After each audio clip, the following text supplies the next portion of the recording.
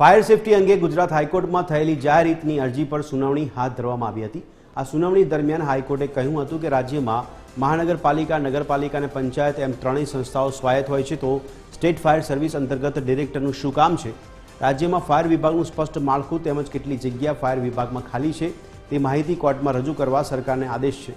સરકારે કહ્યું કે રાજ્યમાં 137 ખાનગી શાળાઓમાં ફાયર એનઓસી આપવાની પ્રોસેસ ચાલુ છે, જેના પર હાઈકોર્ટે કહ્યું કે હોસ્પિટલમાં પણ ફાયર સેફટી અંગે શું સ્થિતિ છે તે અંગે પણ તપાસ કરો।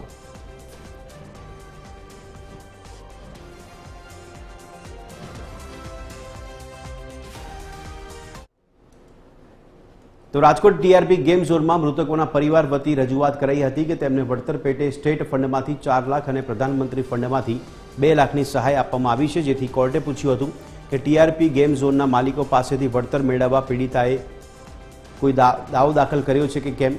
જવાબદાર અધિકારીઓ સામે કાર્યવાહી કેટલે પહોંચી છે? સરકારે કહ્યું હતું કે જવાબદાર અધિકારીઓને સસ્પેન્ડ કરવામાં આવ્યા છે, તેઓ હાલ જેલમાં છે, જોકે સસ્પેન્શનના નિયમો મુજબ તેમને પગાર આપવામાં આવે છે। હાઈકોર્ટે પૂછ્યું હતું કે જવાબદાર અધિકારીઓ સામે ખાતાકીય કાર્યવાહી કેટલે પહોંચી છે, જેમાં સરકાર વતી જવાબ અપાયો હતો કે આરોપીઓ જેલમાં હોવાથી ખાતાકીય કાર્યવાહી આગળ વધતી નથી, જોકે હાઈકોર્ટે ટકોર કરી હતી કે આમ તો ક્યારેય કાર્યવાહી નહીં થાય, જેલમાંથી વિડીયો કોન્ફરન્સિંગ મારફતે કાર્યવાહી કરો, સમય વીતતો જશે તેમ શાહેદ અને પુરાવા નહીં મળે। ખાતાકીય તપાસ પૂરી થતાં જવાબદાર અધિકારીઓના ખિસ્સાઓમાંથી વળતર મેળવવા કાર્યવાહી હાથ ધરી શકાય છે। આ મુદ્દે વધુ સુનાવણી 18મી જુલાઈએ યોજાશે।